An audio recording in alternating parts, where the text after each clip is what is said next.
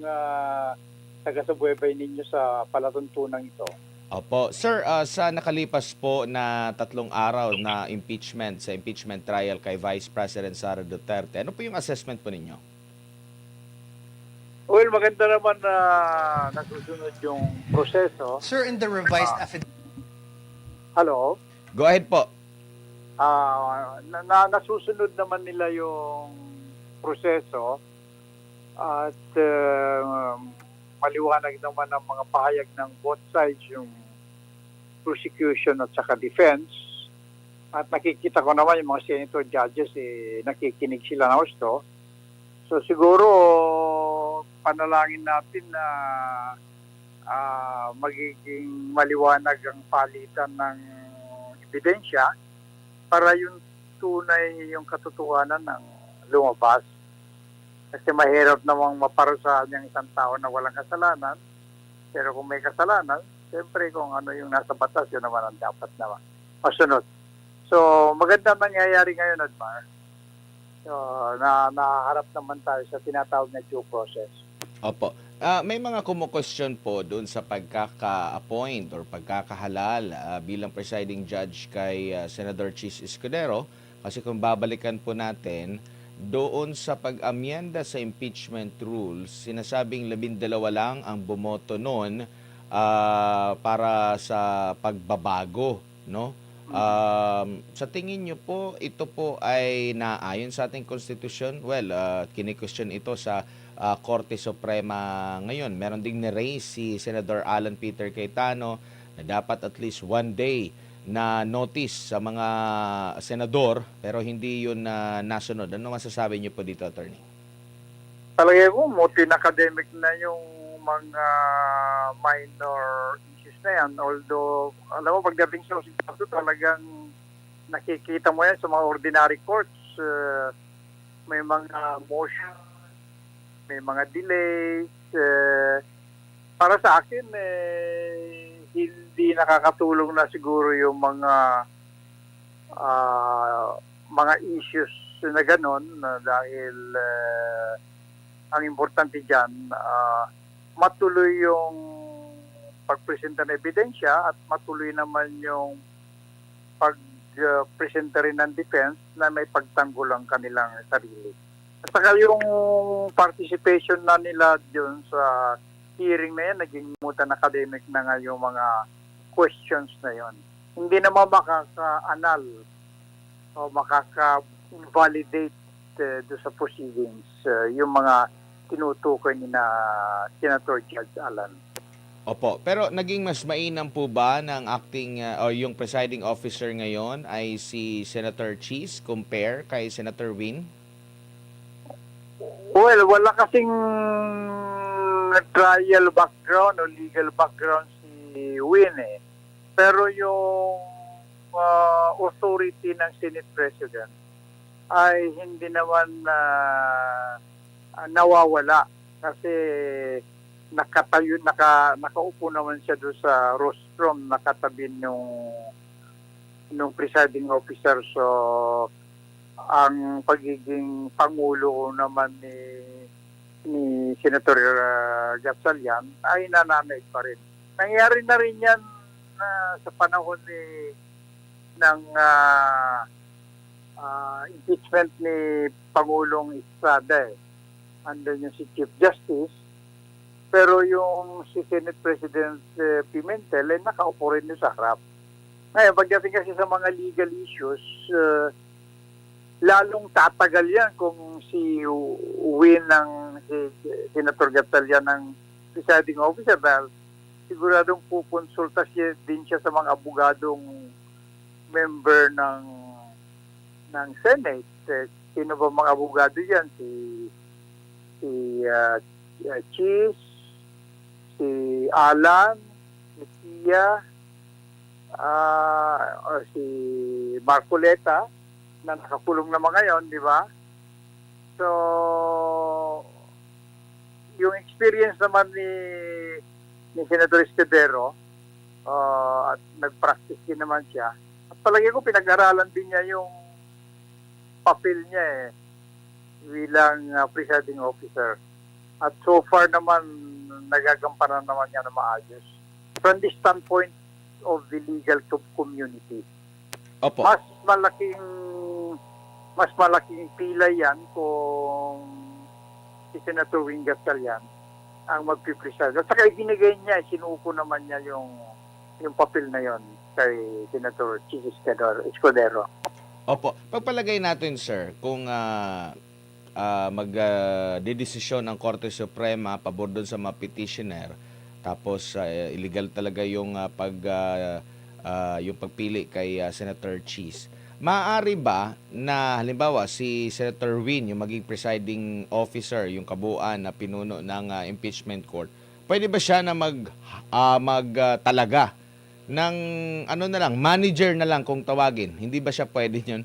Pero ganoon pa rin yung parang purpose na every merong sa side sa impeachment manager or taga-ano pa rin. Parang magpe-preside pa rin, gano'n. Alam mo, kasamang Edmar, alam mo may kasabihan na i-rose by any other name is still rose eh. Di ba? Yung isang rosas, tawagin mong gumamela yun. Kung rosas talaga eh, rosas pa rin. Ganyan din naman yun. Sabihin mong manager, sabihin mong supervisor, sabihin mong sa lingwahe natin sa spiritual community, servant senator, di ba? Yung pa rin yun presiding officer pa rin yun. Opo. Attorney, dito naman po sa usapin ng threshold, ito ba ay case closed na? Hindi na ba ito mababago kasi sa unang 3 araw? Binanggit na nga ito ni Senator Chis Escudero, nilinaw ni Senator Ping Lacson, at ito na nga yung stand ng impeachment court. Wala nang pwedeng debate ukol dito or mananatiling bukas pa rin ito habang buhay pa ang impeachment trial? Palagay ko magiging issue yan pag dating na sa dulo kasamang Edmar. I-open nila yan dahil sa may iba-ibang pananaw yan eh. Kasi nung gawin naman yung constitution at sinabing it has to be 2/3 of the number of senators ang magiging threshold ng conviction, ano?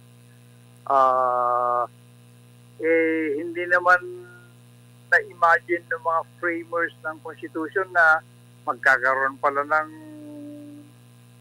isang fugitive from justice. Magkakaroon ng isang jinggoy na nakakulong. Magkakaroon naman ng isang markuleta na makulong pa. Suppose ang isang senador dyan na meron na siyang kinakampihan hindi na siya talagang sumali doon. So lalong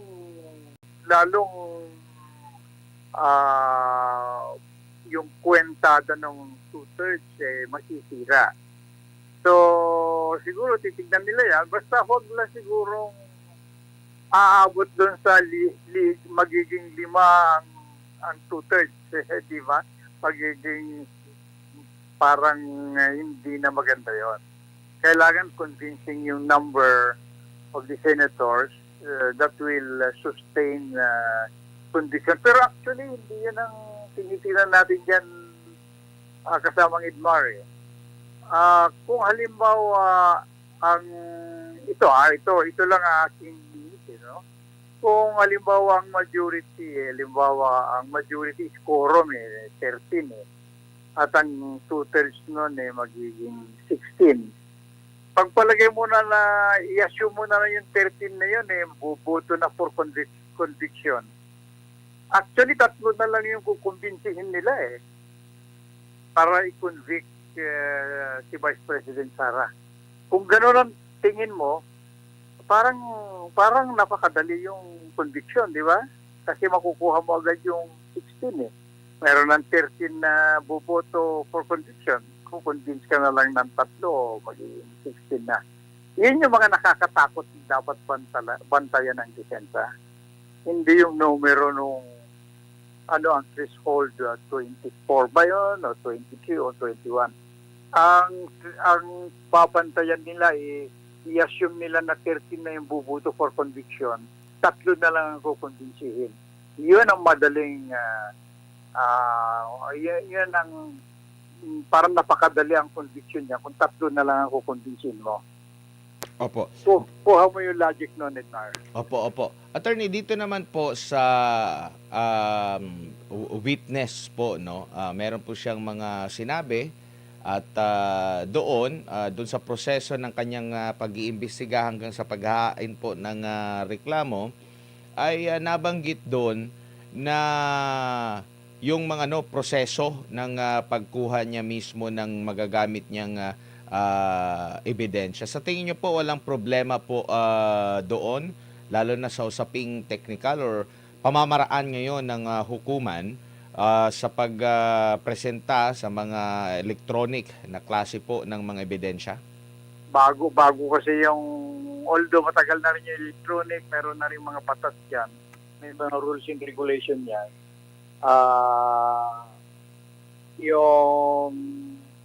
Yung printed copy, halimbawa, acceptable na rin yan eh. Siguro ang maganda naman yung strategy ng defense na sinisira nila yung tinatawag na documentation yan. Kasi marami namang AI na yan na pwedeng palabasin ng AI yung gusto nilang ilabas, ano? Na ma-manipulate na rin yung mga image na yan. Siguro is a matter of defense na yan, Edmar, pagdating ng opportunity ng defense to present their evidence, yun ang ilalabas nila. You cannot destroy the prosecution by cross-examination alone. Walang nananalo sa cross-examination lang eh. Drama lang sa TV yun, Manong Edmar eh. Yung makikita mo na biglang umamin yung testigo na totoo yung sinasabi nyo.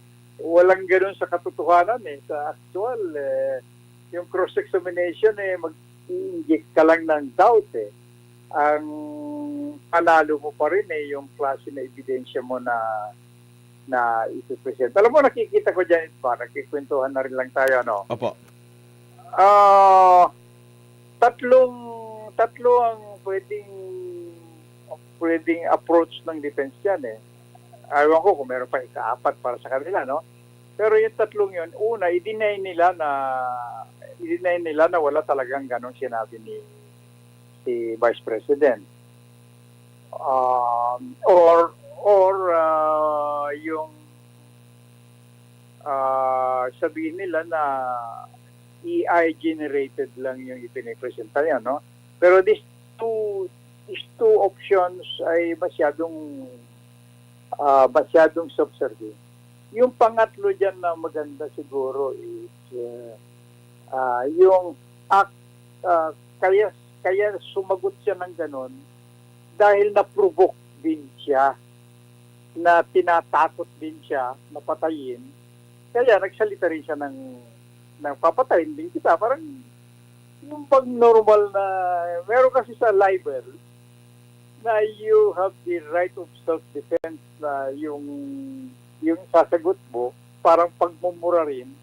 Pero kailangan balansyado doon sa sinabi ng kabila. Parang yan ata yung punto din, attorney, kasi kung mapapakinggan natin yung closing remarks ng depensa, muling nabalik doon yung Oplan na Romanov, yung mga biglaang pagtanggal sa kanyang security, profiling kung saan siya nakatira, Davao and Manila, at napakarami pa na parang red flag sa kanya, at andun yung banta, which is nagkaroon nga ng